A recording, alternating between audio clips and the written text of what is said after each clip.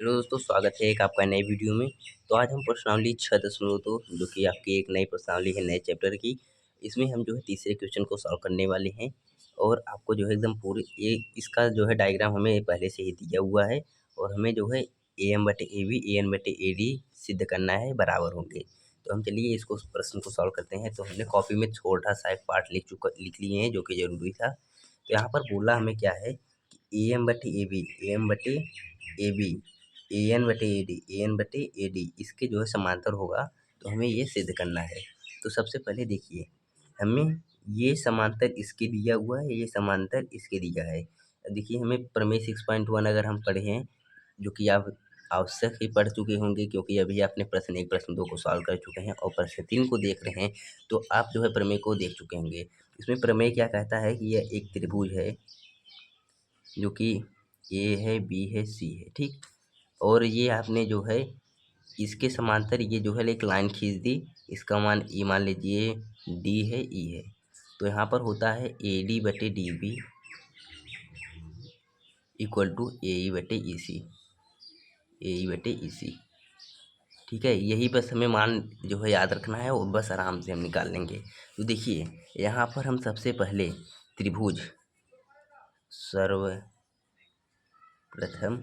त्रिभुज A B C, इस वाले त्रिभुज आप यहाँ पर दिख रहा है ए वाला त्रिभुज, ठीक, ए बी सी, त्रिभुज ए बी सी से त्रिभुज ए बी सी में क्या दिख रहा है, त्रिभुज ए बी सी कुछ इस प्रकार का है। हम त्रिभुज ए बी सी को अलग बना दे रहे हैं, ठीक। कुछ इस प्रकार का ए बी सी त्रिभुज है, ए है, बी है, सी है और ये यम है, ये यल है, ये इसके इसके समांतर है, ठीक।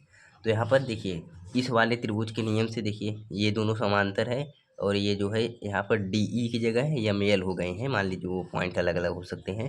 तो यहाँ पर देखिए ये जब समांतर होते हैं तो ए एल बटे एल सी, ए एम बटे एम बी पहले लिखते हैं, ए एम बटे ए एम बटे एम बी,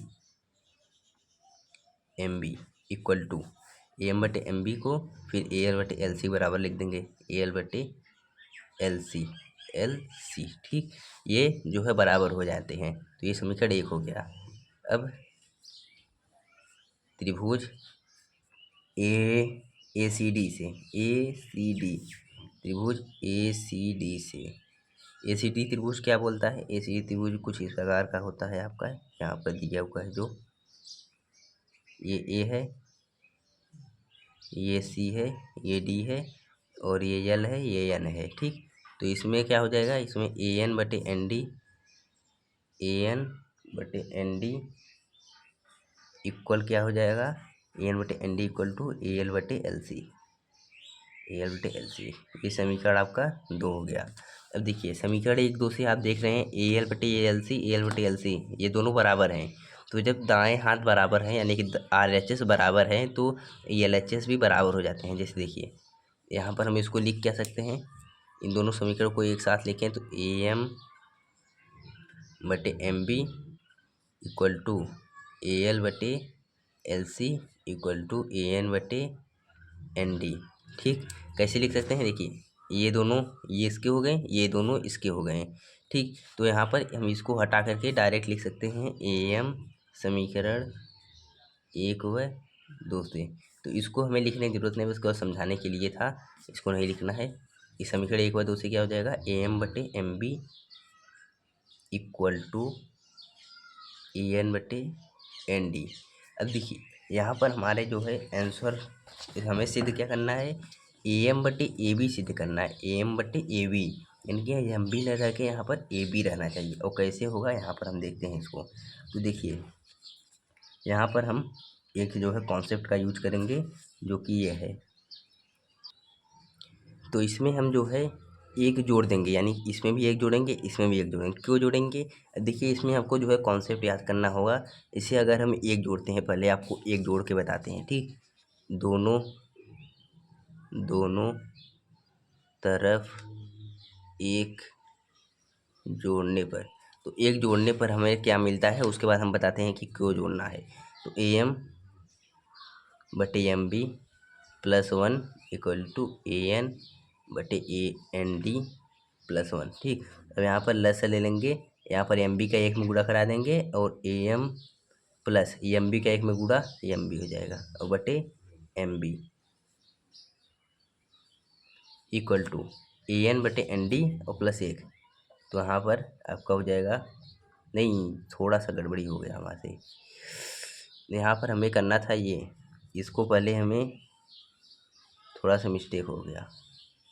यहाँ पर हमें पहले करना था, इसको पलटना था, यानी कि एम बी बटे ए एम। अब इसको पलटेंगे तो इधर वाले को, मतलब देखिए दोनों तरफ अगर बराबर हो तो इसको पलट सकते हैं।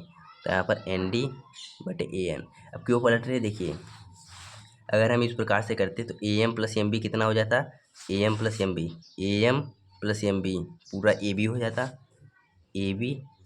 यहाँ पर देखिए A M plus M B पूरा ए बी हो जाता बटे एम बी हो जाता। तो हमें यहाँ पर चाहिए क्या, ए एम बटे ए बी चाहिए।